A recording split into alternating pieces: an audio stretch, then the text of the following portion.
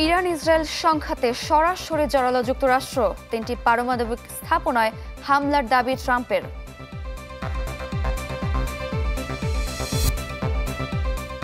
রাজধানীর হাজারীবাগ ট্যানারি গলির আগুন নিয়ন্ত্রণে, দাহ্য পদার্থ থাকায় লাগতে পারে আগুন, ধারণা স্থানীয়দের। বরিশাল কুমিল্লা থেকে ঢাকায় বেশি আসছে ডেঙ্গু রোগী, হাসপাতালগুলোতে চাপ সামলানোর প্রস্তুতি।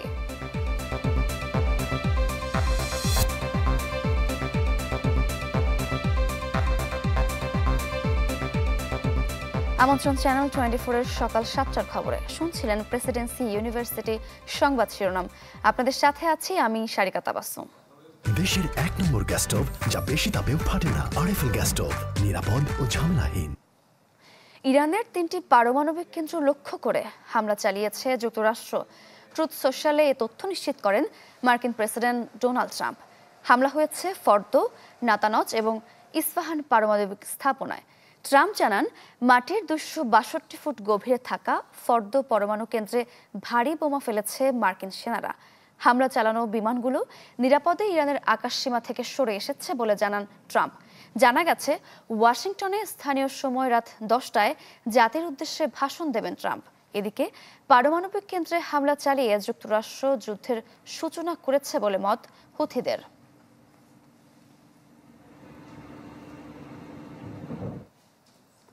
ইসরায়েলকে জবাবদিহির আওতায় আনতে আন্তর্জাতিক সম্প্রদায়ের প্রতি আহ্বান জানিয়েছেন পররাষ্ট্র উপদেষ্টা মোহাম্মদ তৌহিদ হোসেন। তুরস্কের ইস্তানবুলে ওআইসি পররাষ্ট্রমন্ত্রীদের সম্মেলনে এই আহ্বান জানান তিনি। বক্তব্যে ইরানে ইসরায়েলের বেআইনি আগ্রাসী সামরিক হামলার নিন্দা জানান তিনি। বলেন, এই আগ্রাসন আন্তর্জাতিক আইন, জাতিসংঘ সনদ এবং ইরানের সার্বভৌমত্বের মারাত্মক লঙ্ঘন। অভিযোগ করেন, ইসরায়েলের বেপরোয়া কর্মকাণ্ড বিশ্ব শান্তি ও নিরাপত্তার জন্য হুমকি। পররাষ্ট্র উপদেষ্টা অবিলম্বে ফিলিস্তিনে চলমান ইসরায়েলি আগ্রাসন বন্ধেরও আহ্বান জানান।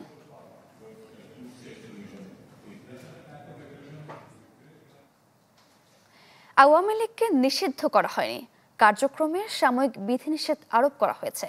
ব্রিটিশ সংবাদ মাধ্যম বিবিসিকে দেয়া সাক্ষাৎকারে একথা বলেছেন প্রধান উপদেষ্টা ডক্টর মোহাম্মদ ইউনূস।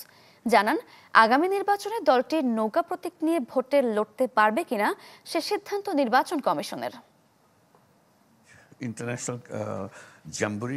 সম্প্রতি যুক্তরাজ্য সফরে ব্রিটিশ গণমাধ্যম বিবিসির মুখোমুখি হন প্রধান উপদেষ্টা ডক্টর মোহাম্মদ ইউনূস।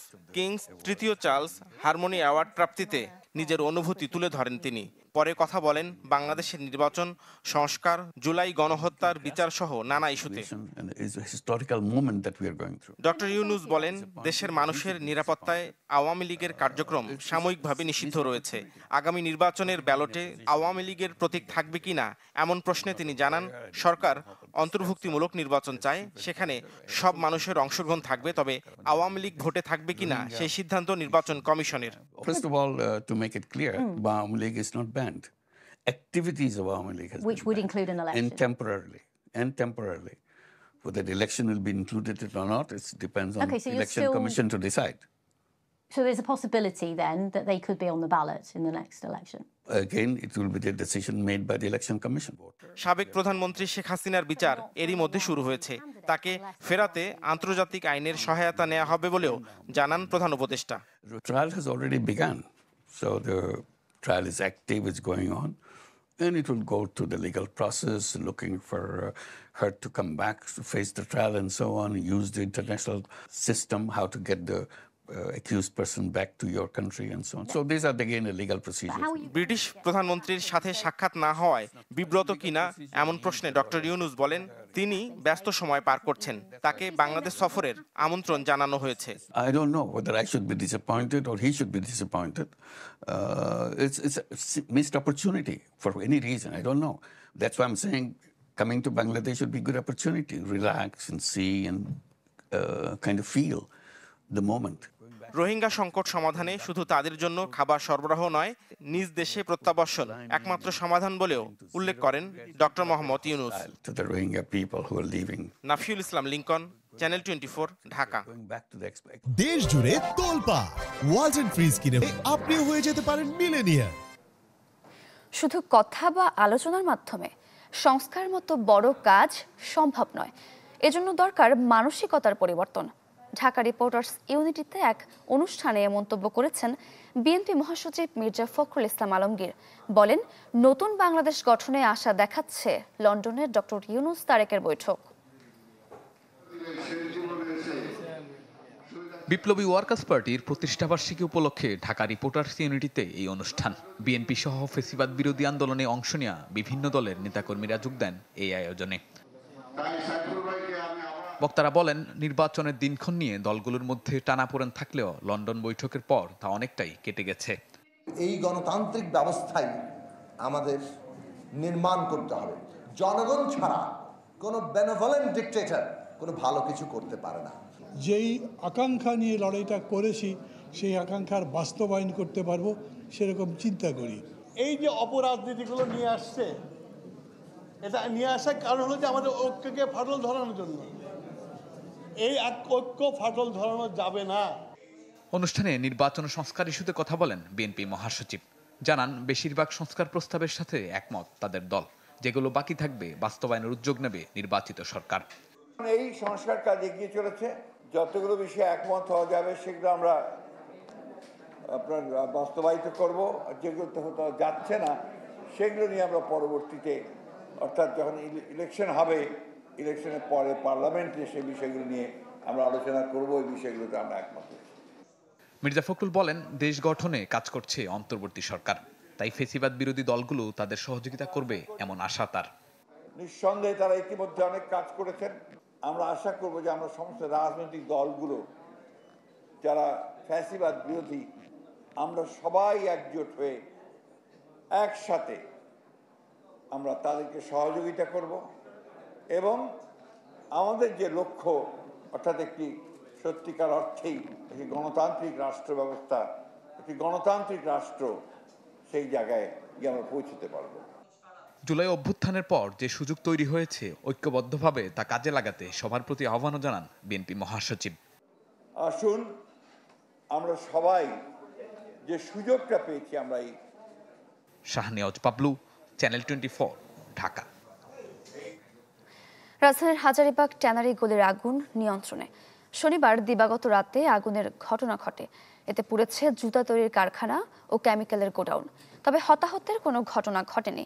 স্থানীয়রা জানান, শনিবার রাত 1টার দিকে হাজারীবাগের আনোয়ার ট্যানারির পাশের গলির একটি খেলনার গুদামে প্রথমে আগুন লাগে। পরে সেই আগুন ছড়িয়ে পড়লে পাশের একটি জুতা তৈরির কারখানা ও কেমিক্যালের গোডাউন পুড়ে যায়। আগুন নেভাতে কাজ করে ফায়ার সার্ভিসের 2টি ইউনিট। ব্যবসায়ীরা জানান, আগুনে পুড়ে গেছে কোটি টাকার মালামাল।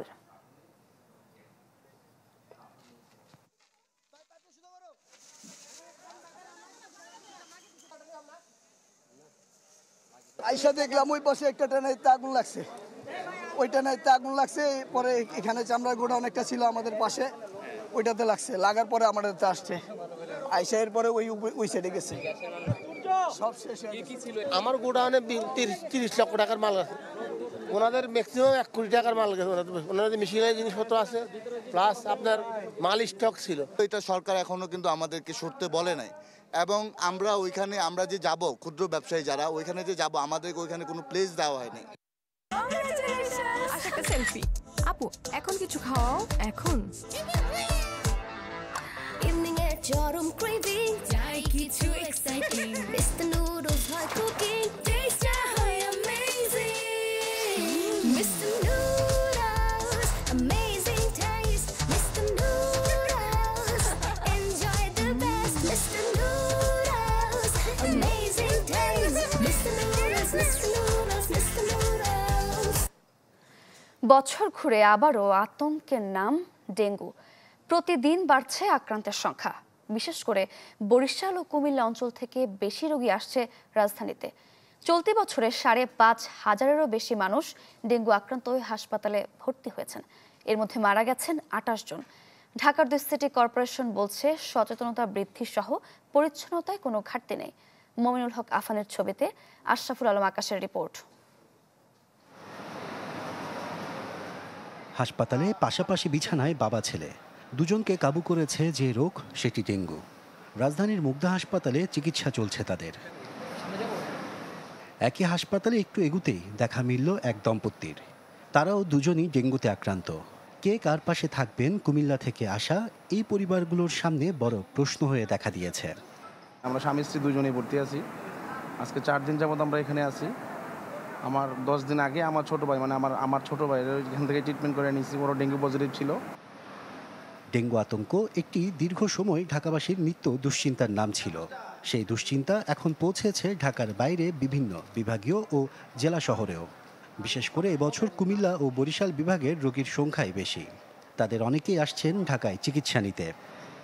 আমরা দাউদকান্দি থেকে 2 জন 4 জন 5 জন প্রতি ঘরে আছে ডেঙ্গু। আমার স্বামী সন্তান নিয়ে আজকে 3 দিন যাবত আমি এখানে ভর্তি। এই অবস্থায় ঢাকার হাসপাতালের প্রস্তুতি কেমন? এই প্রশ্নের উত্তরে ঢাকা মেডিকেল কলেজ ও মুগদা হাসপাতাল কর্তৃপক্ষ জানায়, যে কোনো অবস্থায় রোগীর চাপ সামাল দিতে প্রস্তুত তারা। ডেঙ্গুর জন্য যেটা আমাদের মেইনলি প্রয়োজন হয় ফ্লুইড, আমাদের সাফিসিয়েন্ট ফ্লুইড আছে। আমরা যে কোনো সংখ্যক রুগীকে বা ঢাকা মেডিকেল কলেজ হাসপাতালে চিকিৎসা দিতে আমরা সক্ষম। আমাদের মানে অনেক বেড খালি আছে, কোনো সমস্যা নাই। লজিস্টিক যেগুলি ওষুধপত্র, স্যালাইন সব কিছু আমাদের পর্যাপ্ত পরিমাণে আছে। আর ঢাকায় মশার বিস্তার নিয়ন্ত্রণে 2 সিটি জানালো গদ বাঁধা কথা। এমন কথা আগেও বলেছেন কর্তা ব্যক্তিরা, কিন্তু খুব একটা দৃশ্যমান পরিবর্তন হয়নি। এবারে কতটুকু হবে তা দেখার অপেক্ষায় নগরবাসী। মশার ঔষধ বিতরণের পাশাপাশি কিন্তু আর একটা বড় কাজ, সেটা হচ্ছে যে পরিষ্কার পরিচ্ছন্নতা। অলরেডি আমরা পরিষ্কার করেছি, তারপরে যে সমস্ত জায়গাগুলো বাকি আছে আমরা দ্রুত সেগুলো পরিষ্কার করে ফেলব। আতঙ্কের এখন পর্যন্ত অবস্থা তৈরি হয় নাই, বাট আমরা পূর্ণ প্রস্তুতি রেখেছি। ডেঙ্গু ট্রিটমেন্টের যে প্রোটোকল সেটা কিন্তু আমরা রেডি করে সবার সাথে সার্কুলেট করেছি। ওষুধ ছিটানোটা আমরা 2 বার ছিটাতাম, এখন সন্ধ্যার পর আমরা আরেকবার ছিটানোর ব্যবস্থা করছি। স্বাস্থ্য অধিদপ্তরের তথ্য বলছে, দেশে মার্চ মাস থেকে ডেঙ্গু বাড়তে থাকে। ওই মাসে ডেঙ্গুতে আক্রান্ত হয়ে হাসপাতালে ভর্তি হন 336 জন। পরের মাসে আক্রান্তের সংখ্যা ছিল 701। মে মাসে আক্রান্তের সংখ্যা হয় 1773। জুন মাসে প্রথম 2 সপ্তাহে আক্রান্তের সংখ্যা 1643 জন। চলতি মাসে একদিনে মারা গিয়েছে 5 জন, যার মধ্যে সবাই বরিশাল বিভাগের। আশরাফুল আলম আকাশ, চ্যানেল 24, ঢাকা। একটা বিরতি নিচ্ছি, ফিরছি একটু পরেই, সাথেই থাকুন।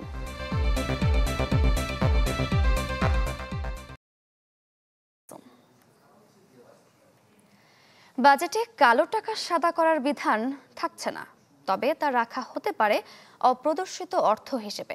গবেষণা সংস্থা র্যাপিড আয়োজিত সেমিনারে কথা জানান পরিকল্পনা উপদেষ্টা ওয়াহিদ উদ্দিন মাহমুদ। জানান, নিজেই তদারকি করবেন প্রকল্পের অনিয়ম দুর্নীতি।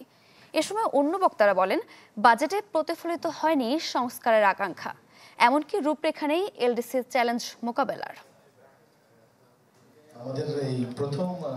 প্রস্তাবিত বাজেট ও এলডিসি উত্তরণী অনুষ্ঠানে গবেষণা সংস্থা র্যাপিডের চেয়ারম্যান বলেন, রাজস্ব আয়ের 3 ভাগের 1 ভাগ চলে যাচ্ছে ঋণের সুদ পরিশোধে, যা বাড়তে পারে নতুন অর্থ বছরে। বলেন, 15 বছরের কাঠামোগত সমস্যা সমাধান ও এলডিসি উত্তরণের চ্যালেঞ্জ মোকাবেলায় রূপরেখা দিতে পারেনি অন্তর্বর্তী সরকার। বাংলাদেশের জন্য এখন একটা শক্ত লেসন আছে, সেটা হচ্ছে যদি আমরা সংস্কার না করি তাহলে কিন্তু ওভার টাইম আমাদের ইকোনমিক ফান্ডামেন্টালসগুলো দুর্বল হবে। ইকোনমিক ফান্ডামেন্টালসগুলো দুর্বল হওয়া মানে হচ্ছে আমরা কিন্তু সেখানে প্রবৃদ্ধি ফ্র্যাজিলিটি থাকবে এবং ইকোনমি অনেক বেশি ভালনারেবল হবে টু এক্সটার্নাল শকস। অনুষ্ঠানে বিদেশি বিনিয়োগ কমার পেছনে অভ্যন্তরীণ সমস্যার কথা তুলে ধরেন আলোচকরা। উঠে আসে জ্বালানি সংকটের বিষয়টিও। এমন অবস্থায় আস্থা ফেরানোর উপর জোর দেন বক্তারা। ন্যাশনাল লেভেলে একটা national export and industry initiative দরকার, যেটা মোটামুটিভাবে সেক্টর ডাইভার্সিফিকেশনটাকে টেনে আনবে। আর দরকার একটা ভালো পলিসি ইকোসিস্টেম। আইনের মার পেঁচে পড়ে আমার ওই যে ডিস্টেন্স ওয়ার্কার যারা নাকি যে সুবিধাটা ইউরোপিয়ান ইউনিয়ন থেকে আমরা পেলাম, আমাদের শ্রমিকরা এটা পেল না সুবিধা। The US tariff is a very, very big issue, and multiple economists have said that the tariff deficit with Bangladesh in the trade with the US is actually the factor. অনুষ্ঠানে এলডিসি উত্তরণের বিকল্প নেই জানিয়ে কিছু চ্যালেঞ্জের কথা তুলে ধরেন পরিকল্পনা উপদেষ্টা। বলেন, বাজেটে কালো টাকা সাদা করার সুবিধা তুলে দেয়া হবে, তবে রাখা হতে পারে অপ্রদর্শিত অর্থ হিসেবে। এতই যখন আলোচনা হয়েছে তুলে দেওয়া হবে, প্রদর্শিত টাকা আয় হিসাবে দেখিয়ে উচ্চতম যেই করের হার তার সাথে অন্তত আবার 5% তো যোগ করা উচিত পেনাল্টি, সেরকমভাবে যদি রাখা যায় তাহলে রাখা যেতে পারে।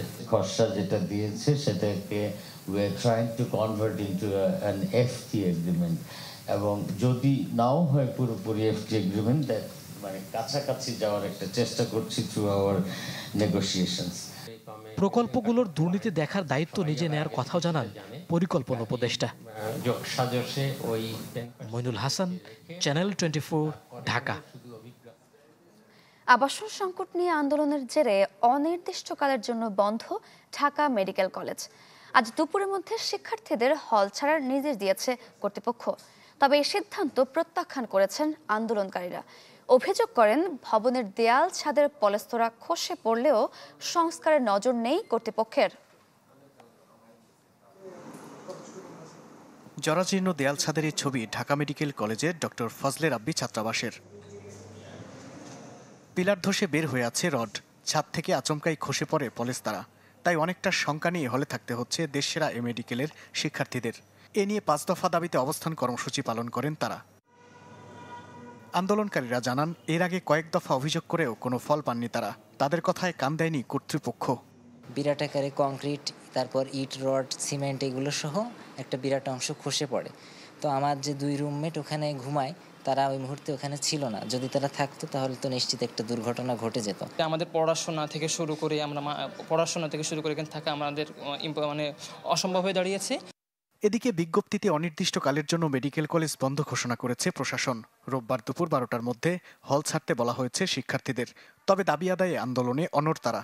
নতুন ভবনের জন্য বাজেট পেশ করা এবং বিকল্প আবাসন, এই দুটো যদি হয় তারপরে আমরা ক্লাসে ফিরতে পারবো, এবং এই দাবি না আদায় হওয়া পর্যন্ত ঢাকা মেডিকেল কলেজ অনির্দিষ্টকালের জন্য বন্ধ থাকবে।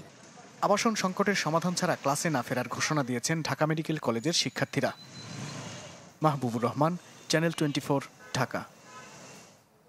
সময় হলো আরেকটি বিরতির, সাথেই থাকুন।